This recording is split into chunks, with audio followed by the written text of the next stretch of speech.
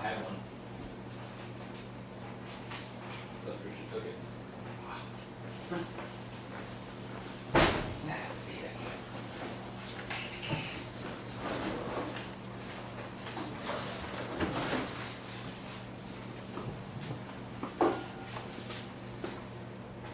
There. You got another one? Nope. You getting cold? Nope. You gonna chill it? Nope. You drink some hot?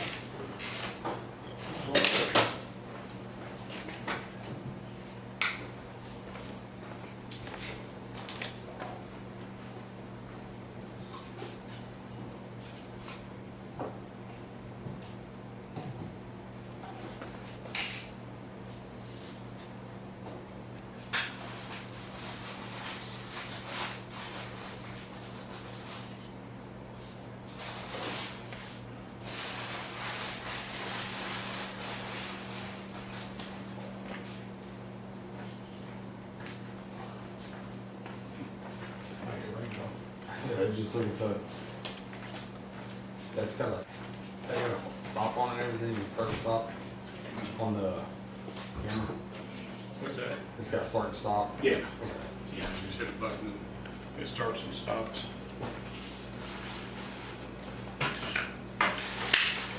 Dang, clear your shit off here, man.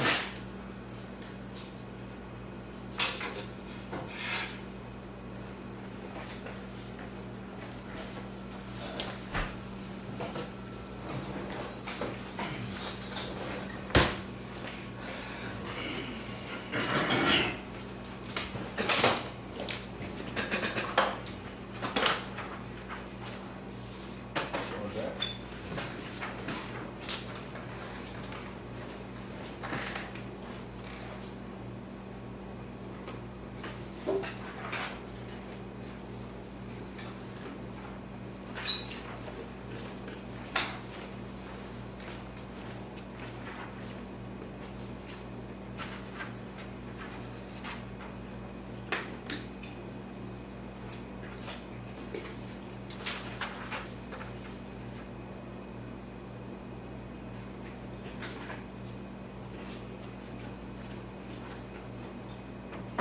You not put rice in a bowl like that in the fridge, like chicken stuff?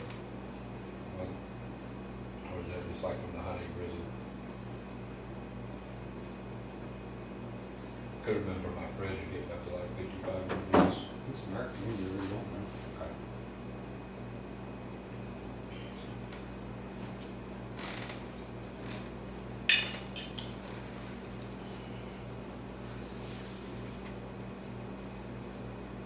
Hello?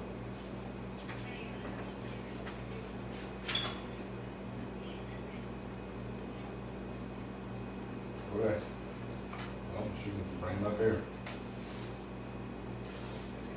Leave, if you don't mind, leave that car seat.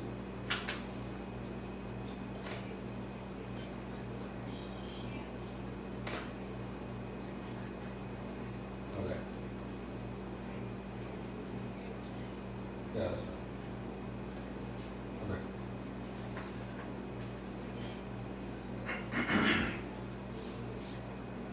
Yeah, I will. Okay, sounds good. Alright. Alright, bye.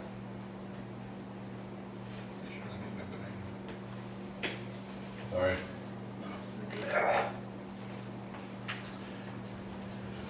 Okay, class. I'm Chad Mathis with the City of Rolla Fire and Rescue. I'm teaching a class today. It's called Fit for Duty, Optimizing Health, Fitness, and Nutrition for Firefighters. I've been in the fire service for 29 years. Been 17 with the City of Rolla. Before that I was 12 on the volunteer department. Over the years, this is something that's really latched on to. I wasn't the healthiest person my whole life, and I really kind of overcame that a couple of years ago and have turned my life around, my health and my fitness, and just trying to make myself a better person. Thought I'd pass some of the information along that I learned through the way. A lot of this It's stuff I've tried myself and implemented myself, and in one way, shape, or form, each little piece has helped me do something to make something better. So I'll get started. If you need to use the restroom, they're right through that doorway to the right. We'll take a break about halfway through. We'll take a break. There'll be a couple of videos during the course of this. Learning objectives for today. By the end of this lesson, should be able to explain the importance of physical fitness and fire service readiness. Identify key components of a firefighter-specific exercise routine. Describe basic nutrition principles to support energy recovery and weight management, and evaluate safe and effective use of vitamins and supplements. Those things I think are key to keeping yourself healthy and keeping yourself in the best shape you can to do what we do.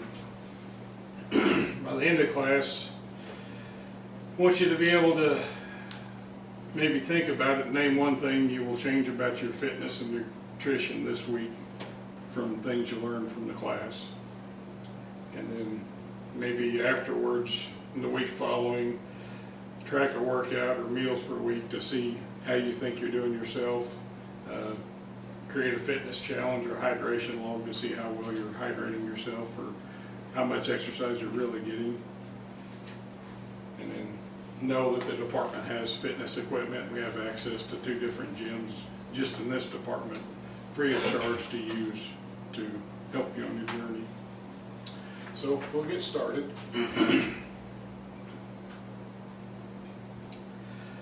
First one is why fitness matters for firefighters. Firefighting is very physically demanding. It requires strength, endurance, and agility. It has a higher cardiovascular risk due to stress, heat, and exertion. Cardiovascular incidents are the #1 killer of firefighters in line of duty. Everybody thinks of burns or other things like that, but it's actually cardiovascular incidents due to poor nutrition, poor health, other things like that. Our shift work and our interrupted sleep affect our metabolism. It affects you mentally. It affects if you work out. You lose sleep through the night, it's going to affect your recovery from that, and any progress you make can hurt. And also injury prevention and faster recovery with better fitness. You'll be less prone to injuries if you have a good fitness routine, you stretch, you have good musculature, and everything moves like it should. You'll be less prone to significant injury if you do that.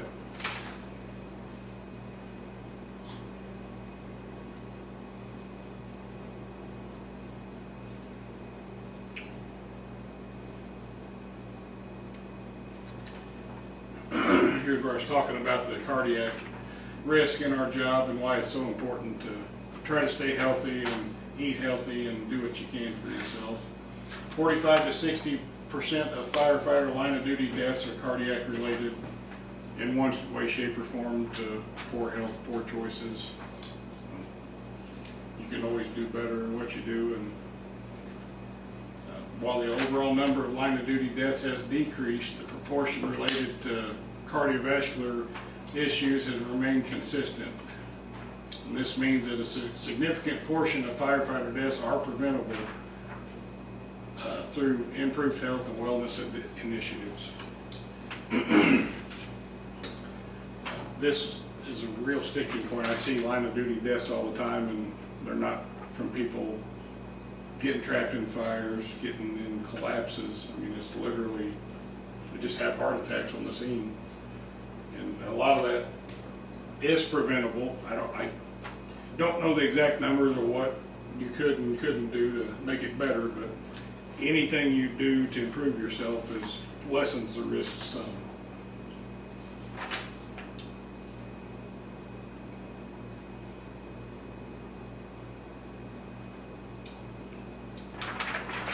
Then here is kind of a where do you start. This is kind of where I was a couple of years ago. Worst health of my life. weighed more than I'd ever weighed in my life. And I'm just like, what do I got to do? You know, number one, you need to go to your doctor. If you don't have a doctor, get one. Get a primary care physician. You're going to need to see him a couple times a year at least to kind of get on track to develop something that'll work for you to help get you on your journey to better health. You need to get lab work of the appropriate markers for your age and symptoms, including hormones. That's very important as we get older. Hormonal health, nobody really wants to talk about, but it's been key for me. It was probably the number one thing that helped me get going with mine and I call it get off the couch, is getting my hormones lined out. And you got to find something that works for you, something you can sustain long term, because it's a lifetime commitment. There's many tools in the toolboxes that we'll go over, but all of it requires you to change what you do and stick with it, because a lot of people have lost a lot of weight and gained it right back because they didn't make the lifestyle choices necessary to sustain it. And nobody wants to take a pill for the rest of their life or be on a shot the rest of their life. Yeah, once you get the weight down and learn what you can do, you can develop skills that will let you stay there or stay around that area and not gain all the weight back.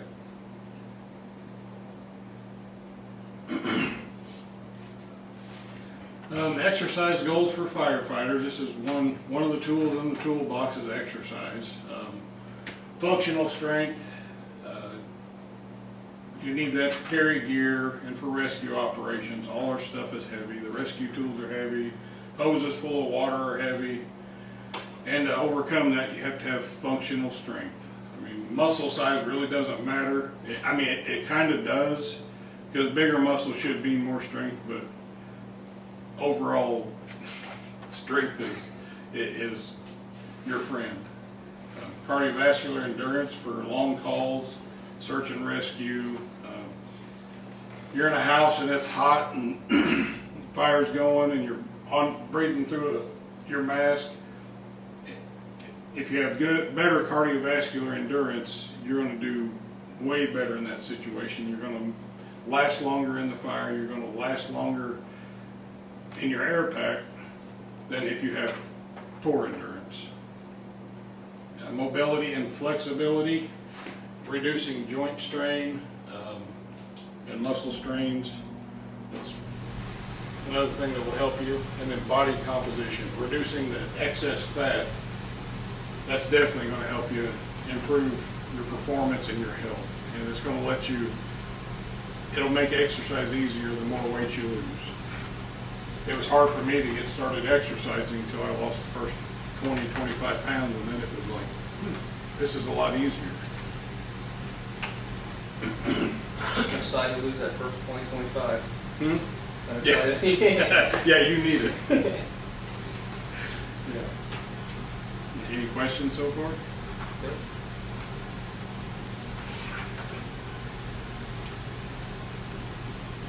Just talk about weight gain at all? Or just mainly based on? Mainly just, Okay. yeah.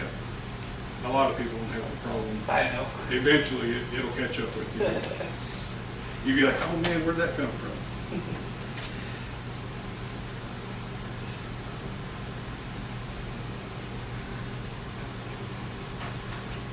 Some weight loss tools that you can use, and a lot of these I've used myself. If one thing didn't do it for me, I've done multiples. And I'll kind of talk about that once we go over them. Calorie deficit diets, they're a tool. Low carb diets, they're a tool people use. Peptide therapies, you hear about the Manjaro and the Zepbound and the Wegovys, that's their GLP-1s. The shots that people are taking, they help control your appetite, they help slow your metabolism, or slow your system down so you're not hungry all the time. They really control your hunger, your ghrelin, your hunger hormone, they really help with that. Then the other weight loss drugs, phentermine, Topamax, naltrexone, and oral stat. I don't know much about the second two, but the phentermine and the Topamax, that's what I started on. About the first month and a half, I lost my first 20, 25 pounds with those. And there's something you don't want to do long term, but short term they can really help you jumpstart. And that's all done under, you have to meet qualifications. Your physician won't do it unless you're healthy enough for it, because they boost your metabolism and help speed things up. Or a combination, and that's what I did. I did those drugs in the beginning, then I did the GLPs, and now I just watch what I eat. And I've had good luck. Not my weight fluctuates 5-10 pounds, but it's up and down. So, and I'm okay with that. I don't think go too far. You have to include exercise, and a lot of things doctors don't tell you about all this is your protein intake. You have to have proper protein intake, or a lot of the weight you lose is going to be muscle. And you don't want to lose muscle mass. You don't want to just lose weight. You want to lose fat. And losing your muscle mass, it's hard to get back, and it's really, they attribute your muscle mass to your longevity anymore. People with more muscle mass live longer, they're healthier, they can do things better. And all this is unless you have an underlying medical condition that prevents it. That's where you start with your doctor. He'll determine that, going through your lab work and whatever your health history is.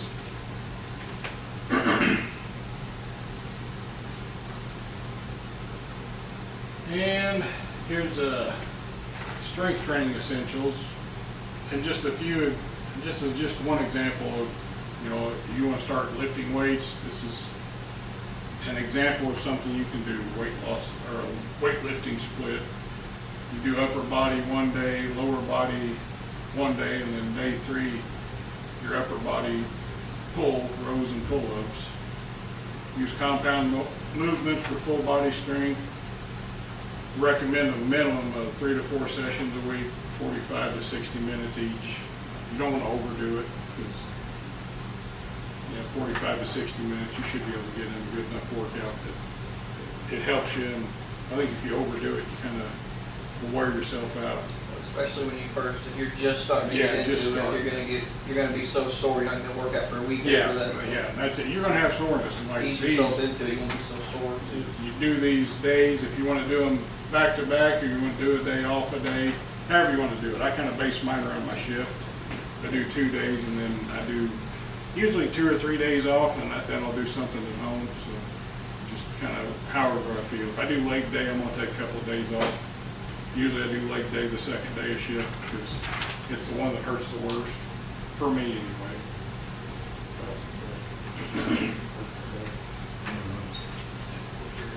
Next, I've got a video. The guy talks about, he does physical fitness for fire departments.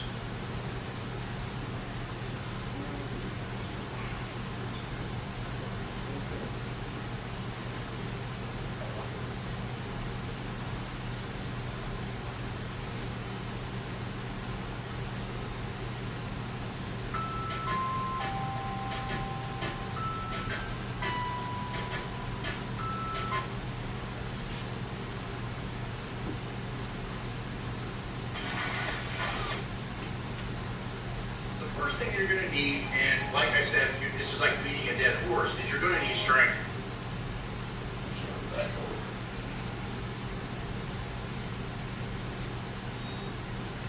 Hey guys, what's up? It's Matt Winning at winningstrength.com, and today we're going to talk about training fire departments. So I've been training fire departments for 16 years in the local area of Columbus.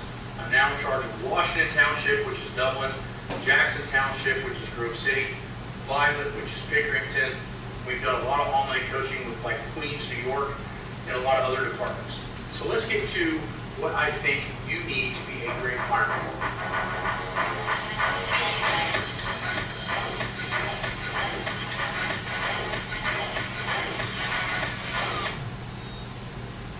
The first thing you're going to need, and like I said, this is like beating a dead horse, is you're going to need strength. You have to be super strong in order to be a fireman. Now, a lot of people would argue that fact, but at the end of the day, if you're stronger, it makes tasks easier. And here's the deal. When you're walking into a fire, let's assume you're not wet and sprinklers haven't turned on. you're still carrying anywhere from 50 to 70 pounds a year into a fire. That means that just walking on a treadmill or being an average fitness level is going to be a huge issue just based on the fact you're carrying another 50 to 70 pounds on your body. Now, not only is this 50 to 70 pounds extra weight, it's also extra weird. So when you have all this stuff on, you got stuff that keeps you from moving as well. Your boots don't allow a lot of dorsiflexion, right? You can't breathe very well. You have a mask on your face. It feels like you got somebody squeezing the side of your face, so it messes with your breathing. And then the valve in the air actually is very, very different. It actually has almost a stall point for a second, causing your lungs to almost panic when you're not used to it. Now, the next thing that we have to talk about is heat. Heat is another huge issue, and why I think most fire departments should use sauna training on a regular basis. Now, sauna training in the fire department has been shown in past articles and research to actually sweat out bad toxins after a fire. But I believe that there's more to the sauna than that. The sauna really is going to help you be comfortable when you're uncomfortable. And that's the thing, is like if you're used to being hot and kind of sweaty and uncomfortable, when you get in here and get that way, you're not going to get nearly as much anxiety, and you're going to be able to function better because you're used to being uncomfortable. The same holds true with the valve in the air. So when you're breathing, what you find is that if you're doing stuff that causes you to have labored breathing, like I really like to do kettlebell swings to the eye. We use this as a fitness test, but it also lets me know how good or how long these guys can fight the bottom. If you notice when you swing a kettlebell, it almost hampers your breathing at the bottom because you have to tighten up to swing the other way, which is almost like being on a valve on air. So I find that the kettlebell, if guys are highly aerobically fit, they might do okay at the test, but their muscles give out first. And then guys that are super strong but don't train a lot of aerobic training, that gets limited because now they can't breathe. So the point is, it's a really good testing protocol that we use that I think helps to find out if the guys need more strength or more air. Now, the other thing that you're going to have to be very aware of is that most injuries from the fire department are going to come from the posterior chain, meaning that upper back, rotator cuffs, shoulder problems, lower back, and knee issues are all going to be culprits of not having good posterior chain training. So if we look at some of these videos of what we actually have the fire department do, tons of reverse cyclers, tons of 45-degree back extensions, tons of belt squatting. What this does is allows us to get insanely strong with reducing mileage. Now, there's a huge difference when you train fire departments versus training an average athlete. Now, let's look at an Olympic level athlete. They get good enough to be at the Olympics, and they have, say, a 4-year training cycle to be at the Olympics. And then after that, most people that go to the Olympics are retired. Okay? That's a pretty short career. Let's look at the average career of a fire department guy. Gets on at 22 to 24 and has to work till he's over 50. That means that the strength training that you use in order to get a fire department guy strong must be vastly different in approach. Why? The career is longer. Most career fire department guys are going to have to work 25 years. Now, in this 25-year span, we want to reduce or eliminate all injuries. How do we do that? We train insanely smart by using the exercises that we showed up here and below. This is where we have a huge divide against CrossFit and a lot of these other ways to train, is because, as we know, injury rates in those are very high. They use highly complex exercises that could cause a lot of injury in themselves. Okay, we wouldn't have a 40-year-old guy that's never really done a lot of athleticism type stuff do snatches. It's ridiculous. But you're going to find that a lot in CrossFit, and that's why we try to stay away from CrossFit in our tactical units, based on the fact that we want to lower injury rates. Now, again, if we were developing fire departments and the guys only had to be good for 4 years and could retire, we might use a more advanced and harder system in order to train. Now, here's some results of this thought process. As we look and see these graphs here, we've noticed that in 1 year of training, traction-based training, we have dropped body fat percentage by significant amounts and increased strength by significant amounts, which is leading to lean mass. Now, if we look at some of these papers that we're showing here, lean mass is going to reduce injury. So for every pound of muscle that we gain, we drop the percentage in how much we get injured. For every pound of body fat or percent body fat we lose, we start dropping the instances of cancer, diabetes, and all kinds of heart issues that are very, very common in the fire department field. So I hope this gives you a little bit of a kind of an intro of what we do with the fire departments, why it's so important to be super strong. And lastly, guys, here's the deal. the average person's body weight's not getting any lower, okay? Even in the fire department test, we test with anywhere from 160 to 185 pound dummy. Well, that's great and all, except for the fact that probably half the kids in middle school weigh 160 to 180 pounds now.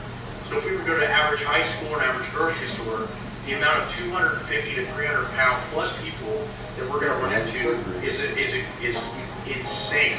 It's almost crazy to think that there's that many people that weigh that much. So now imagine walking into that building, carrying 60 so pounds of extra weight, and then having to carry a 300 pound person out of a burning building. I personally would not want to go into that situation and not be heavily trained. So stay tuned and go watch some of the other videos on the YouTube. A lot of this stuff, even if you're in the fire department, it looks like this is only for performance training or only for powerlifting. A lot of these different modalities and understandings can be used in a vast array of areas. I train mostly traction-based to be a world-class powerlifter, so I know it works for that. We know it works for the fire departments based on the last 16 years of data we've collected. So keep your mind open, try to get stronger while you're getting fitter if you're in the fire service, and see if that helps. If you guys need more help, contact us at winningstrength.com. We can help you with online coaching. We also do satellite assessments and things of that nature.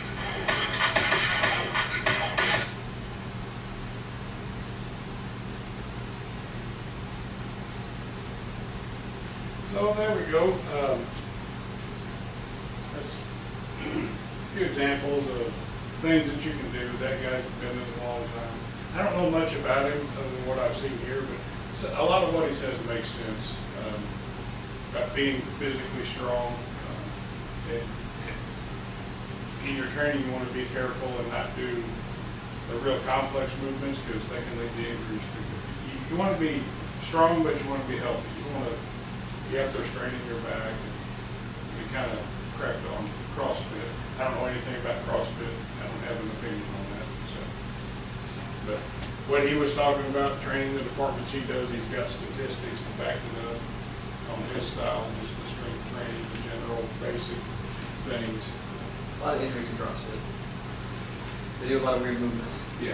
Well, not only that, but you take a guy your age, you can get into CrossFit, and if you're trained right, and you develop the movements right, you will benefit from it. Chad, 95% chance he's going to get hurt. Yeah, and that's what I was talking about. You were talking about earlier at the gym.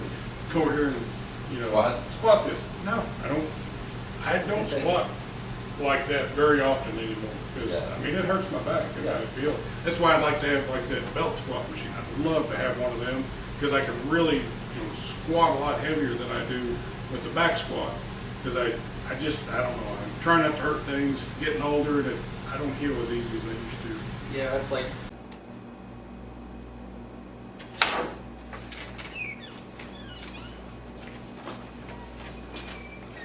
You can buy one used, very good condition for $30 or for $59. Oh. Yeah. Not bad.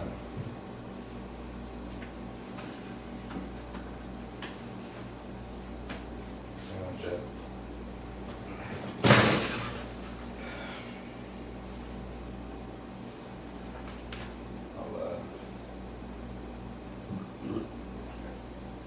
Set it up right here. Okay. Are you recording now? Yeah, I started it, so it's. I had to go back a couple slides. It stopped. I didn't realize it had a timer on it.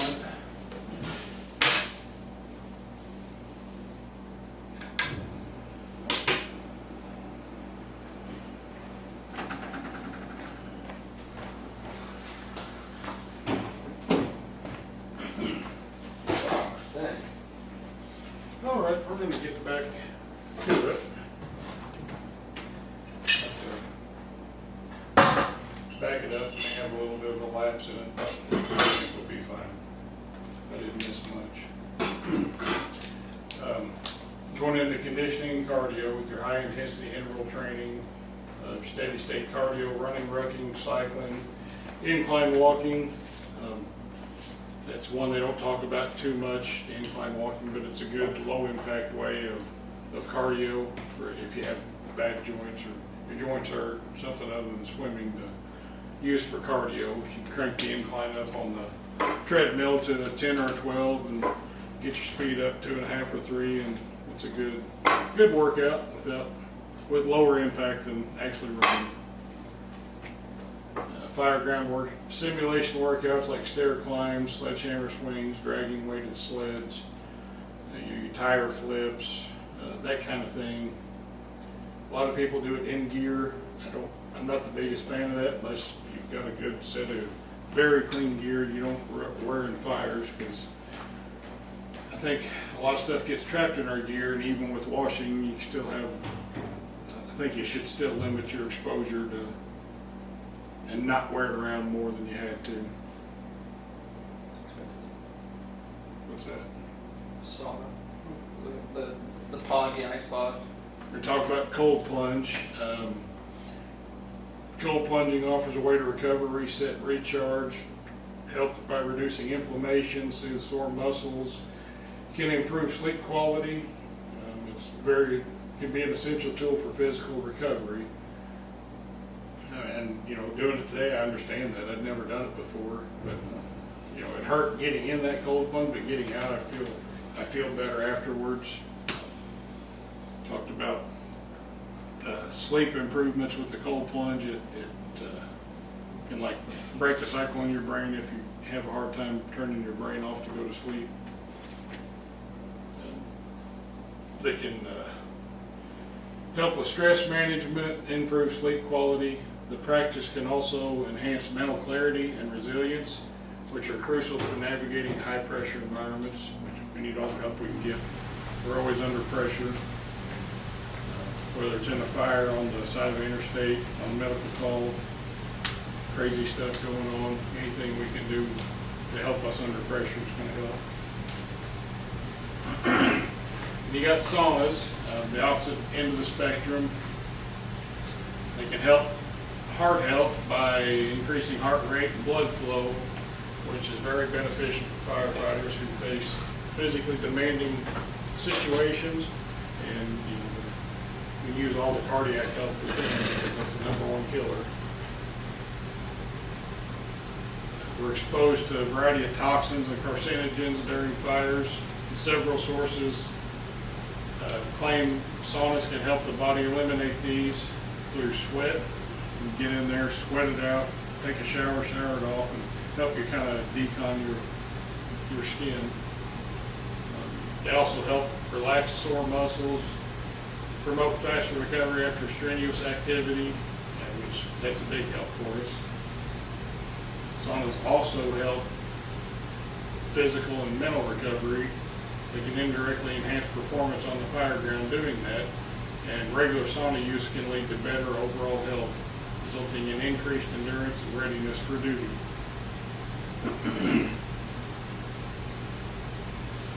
Okay, now the next part we're going to get into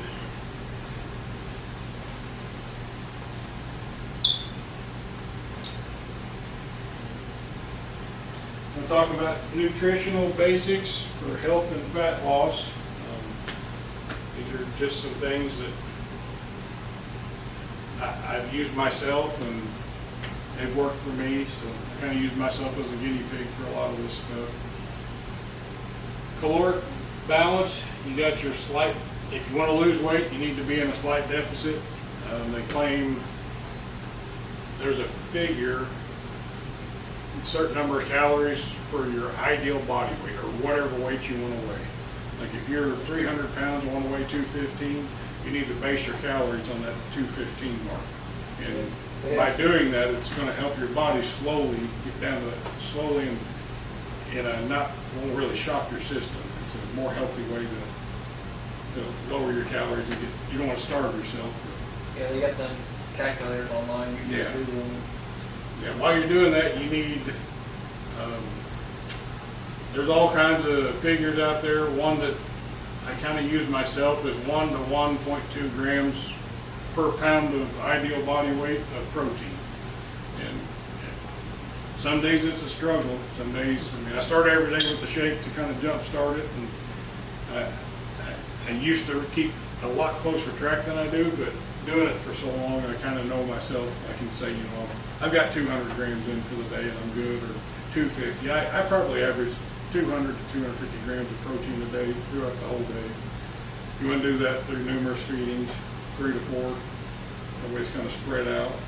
Your body can use that. It helps with your muscle protein synthesis. You're building muscles. Protein's got amino acids in it that help your body in that process.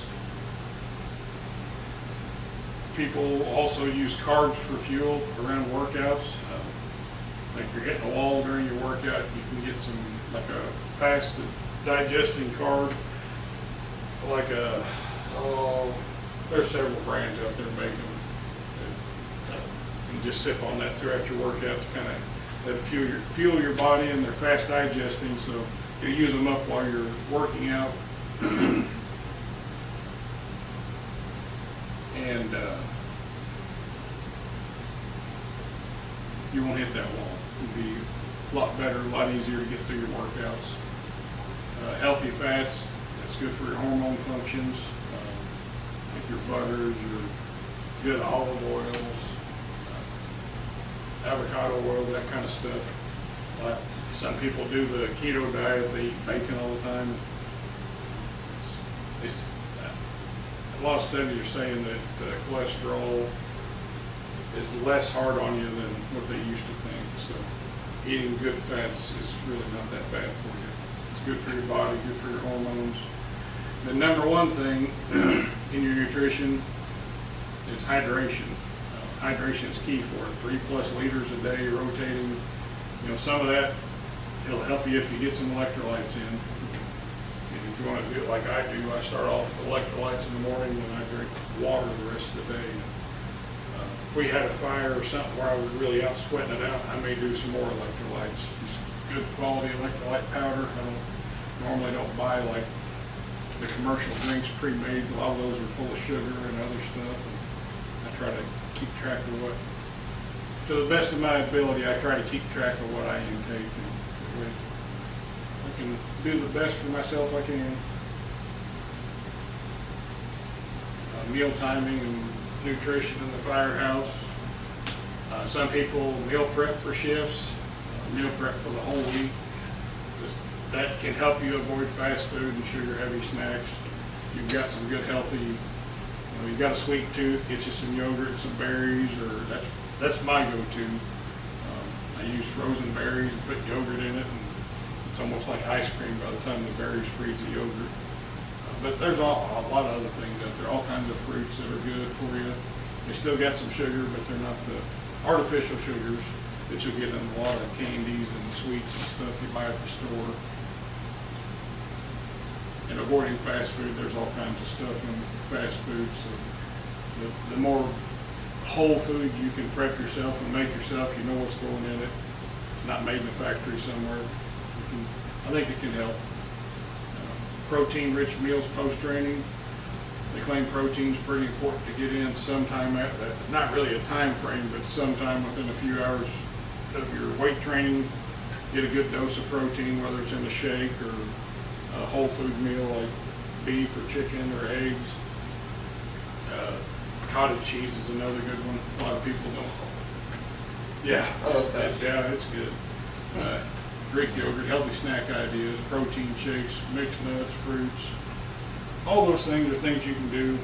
Any little bit helps. You know, if you can get you a bowl of Greek yogurt instead of eating a candy bar once a week, it's going to help you. And the more often you can do that, the better you'll be.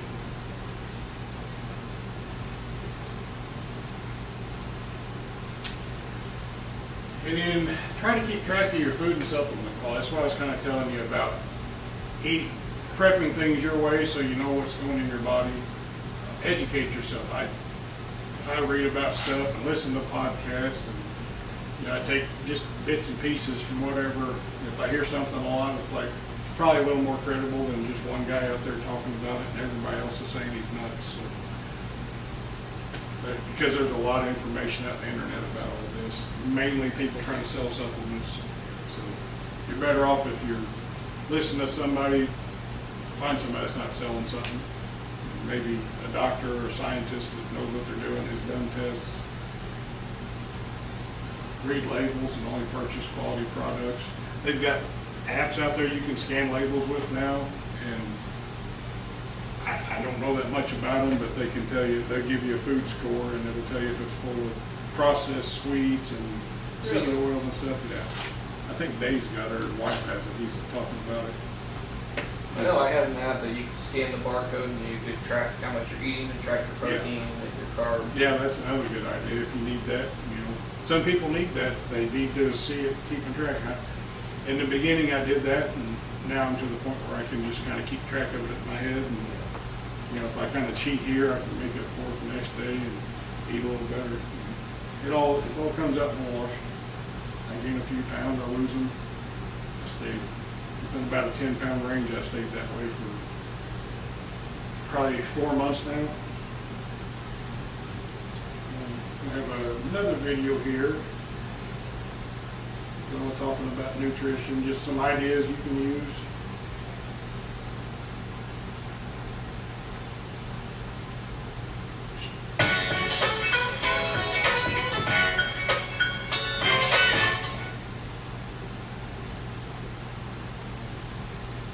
Product I would recommend as a 40-year-old fitness trainer. This is the Body Pod. You've probably seen it almost every gym. It uses advanced body. Yes, I don't pay for YouTube. Hey everybody, here in San that was the thing for a Fire second. Rescue Fitness. Today I'm not in the gym, I'm in the kitchen because we're going to talk about that one thing that's probably even more confusing than working out, and that's dieting and nutrition.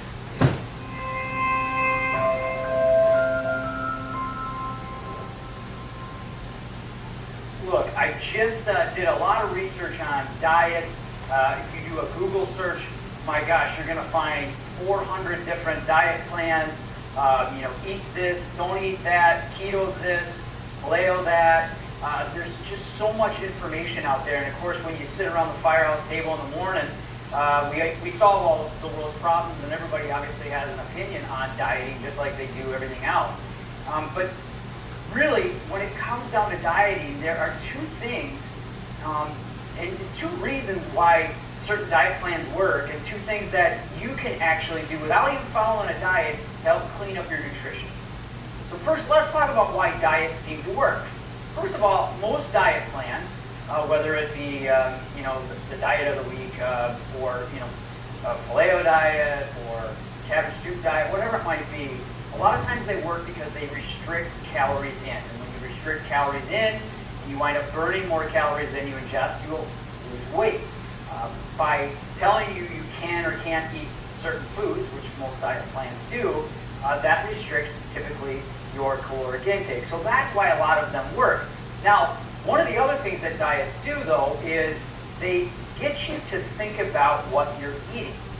If you're following a particular plan, obviously there are certain foods that you can and should not be eating to follow that plan. So before you eat, you take a moment to think, is this what I'm supposed to be eating?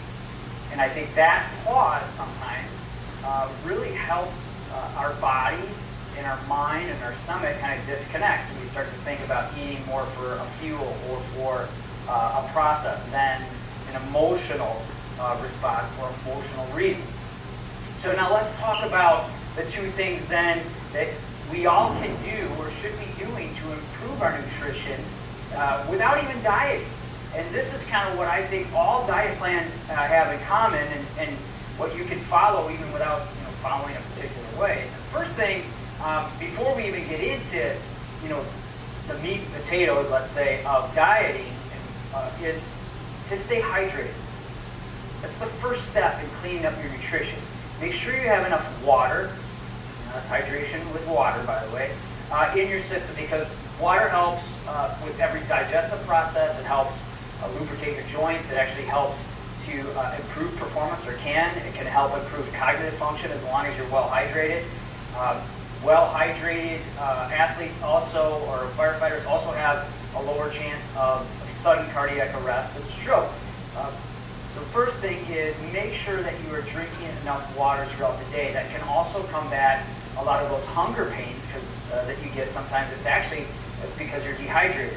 So aim for half of your body weight in ounces of water a day, more if you work in hotter climates or you've had a call where you're in your gear for a long period of time.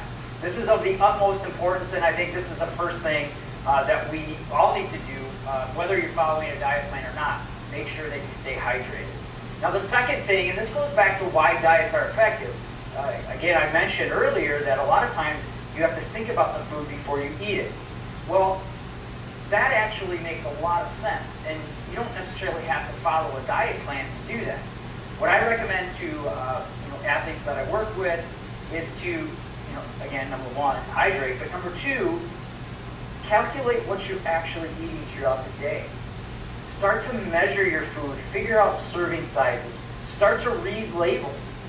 A lot of times when members or people that I work with start to read labels, they discover added sugars. They discover how small a serving size might be, and that actually leads to, it takes a lot of mystery out of things, number one, and number two, really starts to educate you. I've had so many people come to me and say, I never realized that cereal was only a third a cup. I was eating 3 servings when I thought I was eating 1.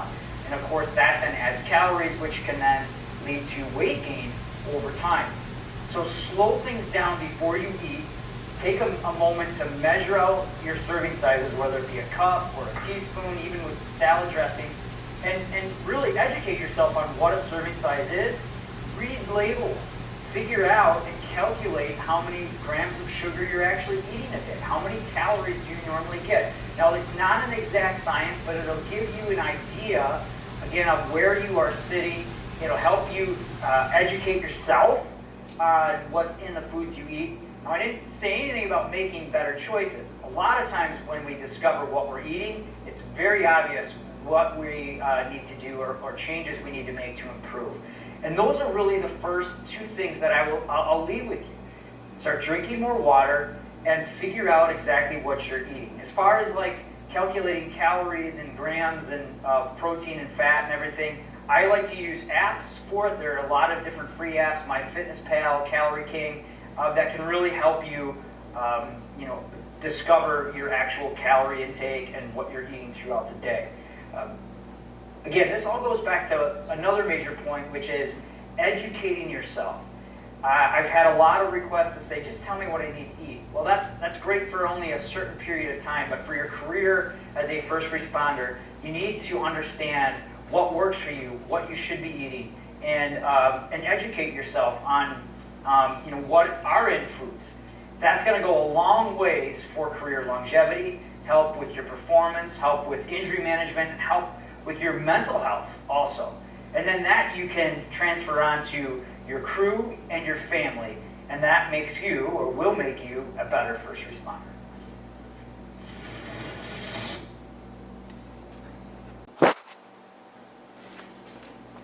All right. This guy brought up one really good point I forgot to go over in the reading labels is you're not just reading for ingredients, read the serving size. Like, so many people don't understand, like, I'm eating a healthy cereal. Well, you're eating 5 servings of it in this great big bowl you've got. And a serving is 3/4 of a cup, and with a 1/4 cup of milk, and you're eating 4 times that. So something they think they're doing is healthy, and actually putting them in a calorie surplus, and that's defeating what they're trying to do with their weight loss.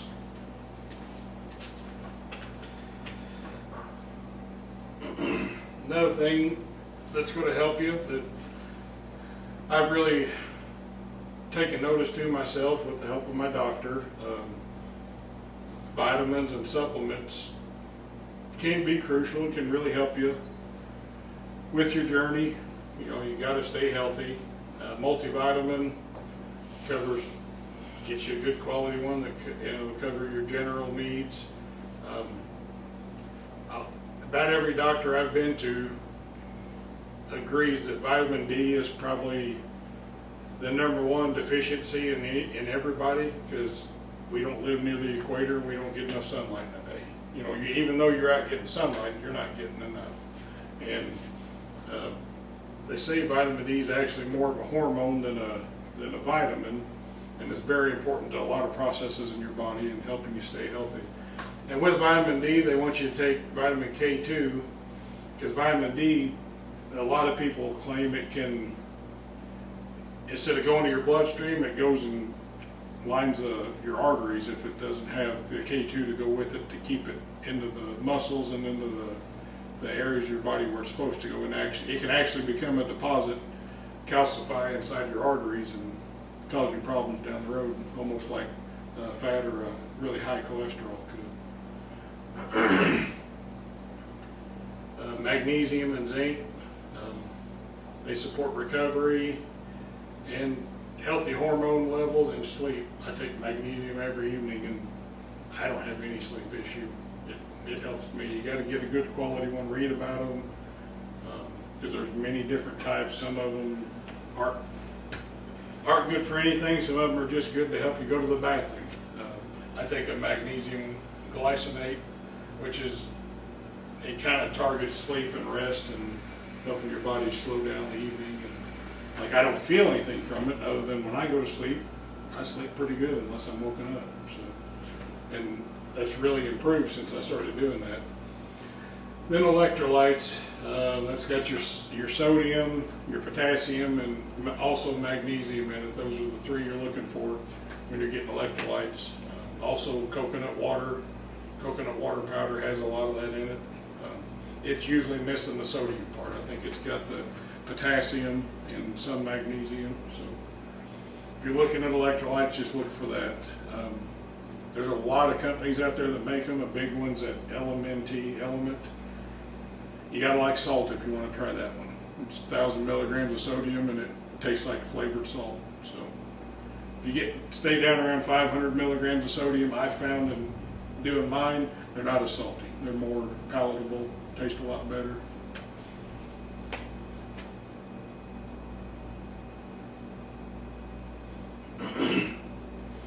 Some other supplements for performance, it can help with your weight loss. Protein powder is a big one.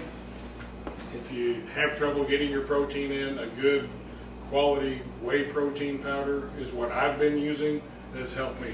They say if you focus on getting your protein in during weight loss, that it's going to be really hard for you to overeat junk, because the protein's so filling, and your protein is,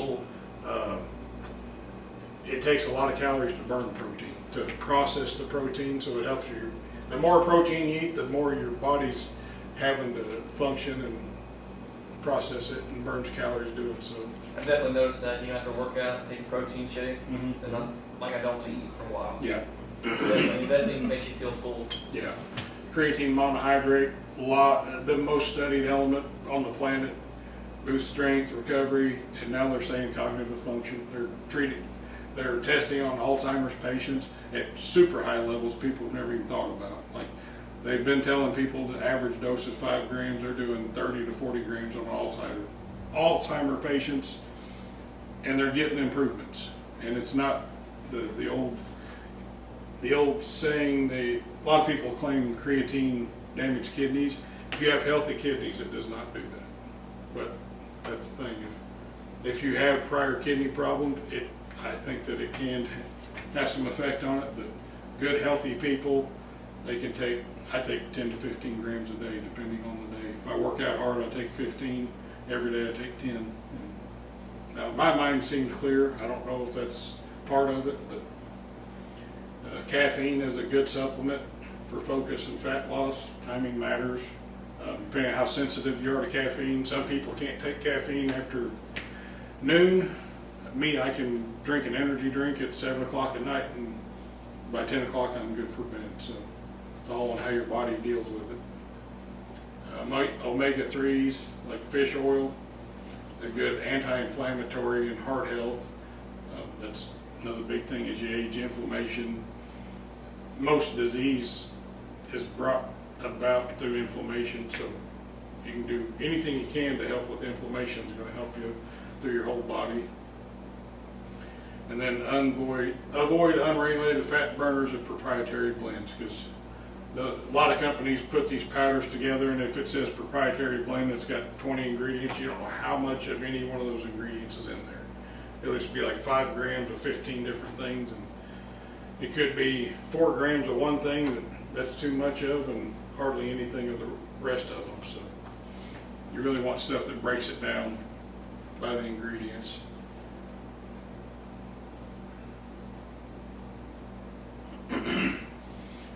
Look for third-party tested brands. Just NSF and Informed Choice are just a couple of the third-party testers. Always check with a medical professional if you're on medications or have pre-existing conditions. To let them know what you're wanting to take, and they'll tell you, they'll look it up and see if it's safe for you particularly. Stick to essentials. You don't really need to overcomplicate stacks.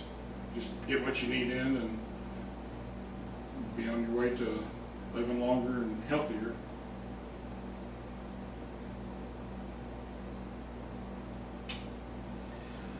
And one of the things in this is consistency is key to all of this. I mean, I have lapses, and I eat like crap a couple of days, but I come back around and fix it. I'm not perfect. And just being consistent, if you have a bad day, come back with a couple of good days, and they'll kind of wipe each other out. You just stay on track. Track your workouts and meals if you need to. Use fitness apps or a whiteboard at the station if you want to keep track of what you're doing. Keep track of your reps to see your reps and your weights to see if you're progressing or what's going on. And celebrate progress, not perfection. Nothing's perfect. Just be happy that you're losing a few pounds.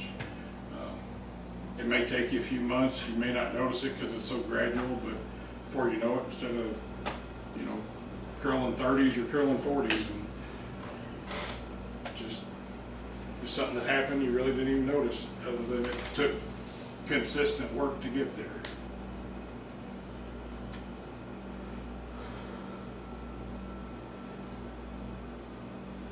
Here's just a sample weekly plan. If you're the type of person that needs to write it down and keep track of it,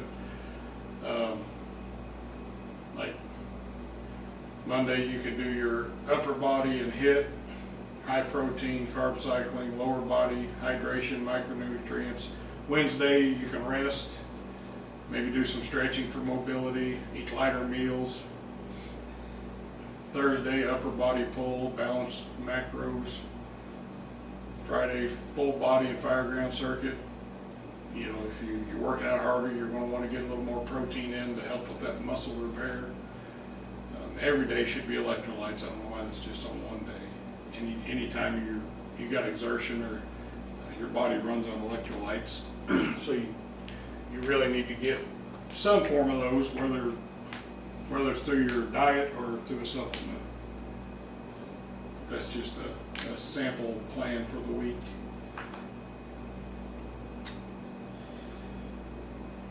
Then final thoughts.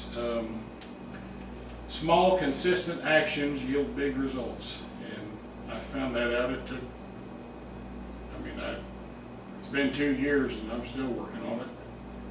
But it's just about consistency. You can take a day off, and it's okay. It's not going to kill you. Some people don't do well weighing every day. I like to weigh every day. That way I know what I'm doing. But other people, it just jacks with their mind, and they shouldn't do it. They should just. A lot of doctors will tell you to weigh once a week, every couple of weeks, and it's a lot more level that way. I weigh every day just to keep track of where I'm at. If I see a trend, I'll do something to correct it.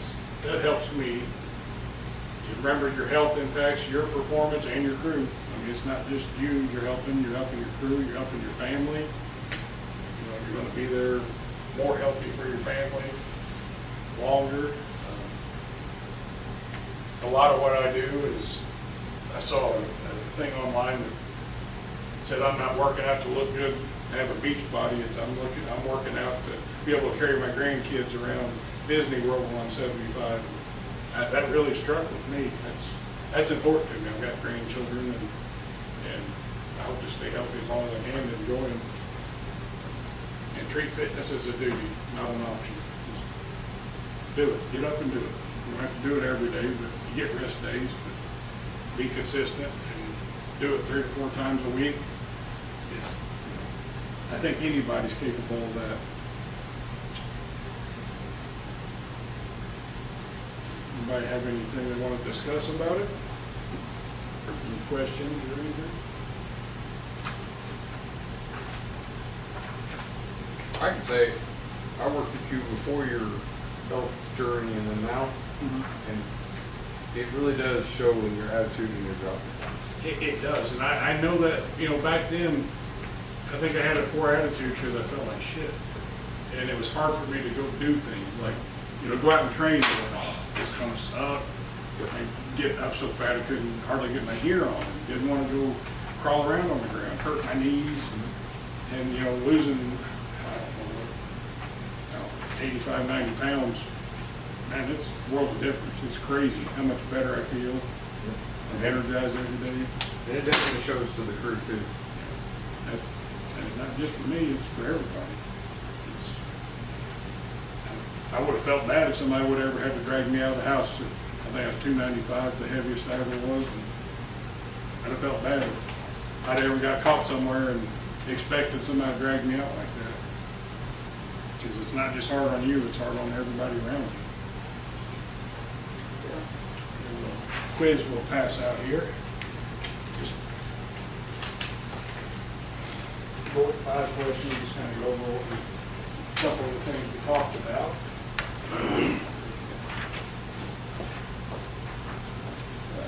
Made that every night. And let's see here. Which of the following is a primary reason for firefighter line of duty deaths? Burns, cardiac events, smoke inhalation, or falls? Me. Yeah, cardiac events. I think that it was 45 to 60% of line of duty deaths is cardiac related, which it's sad. It doesn't have to be that way. True or false, weightlifting alone is enough to prepare you for the demands of firefighting? False. That cardio. False. Takes everything. You got to be well rounded. If you need to be strong and you need to have good aerobic ability too. What macronutrient is most important for muscle repair and recovery?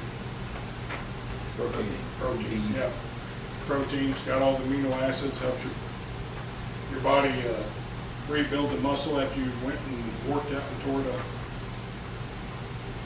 Which of the following is not a safe supplement choice for firefighters? D. Yeah, unknown proprietary blends. You want to use those because you don't really know what's in it and what level's in it. It has a whole list of ingredients and you don't know how much of any one is in there. And true or false, supplements can replace the need for balanced diet and training. False. You need a well-rounded diet. Use supplements just to fill in the gaps where you fall short. Try to eat whole foods. And that concludes class. Thank you. Appreciate it. Thank you. Do you have one